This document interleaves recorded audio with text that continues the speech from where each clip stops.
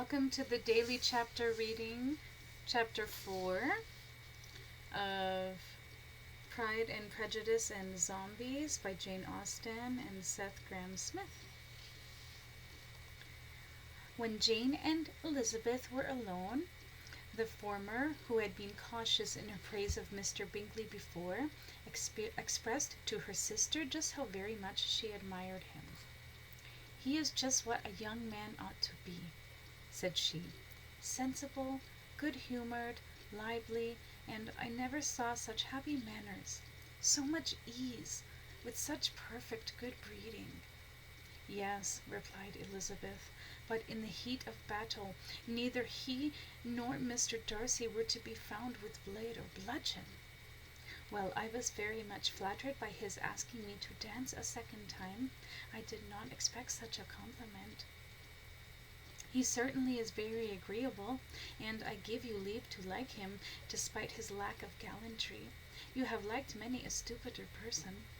"Dear Lizzie!"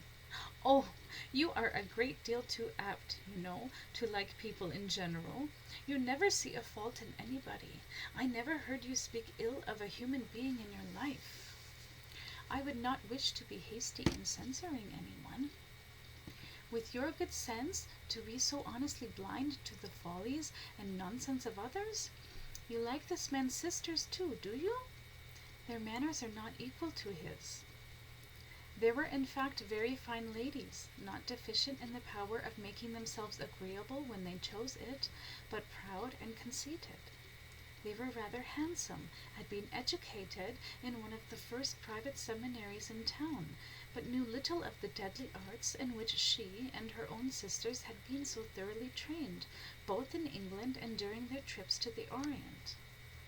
As for Mr. Bingley himself, between him and Darcy there was a very steady friendship, in spite of great opposition of character. Bingley was by no means deficient, but Darcy was clever. He was at the same time haughty, reserved, and fastidious, and his manners, though well-bred, were not inviting. In that respect his friend had greatly the advantage. Bingley was sure of being liked wherever he appeared. Darcy was continuously giving offence. But what no one, not even Mr. Bingley, knew was the reason behind Darcy's cold demeanour. For until recently he had been the very picture of pleasantry, a young man of merry disposition and utmost attentiveness. But his nature had been forever altered by a betrayal he had not the stomach to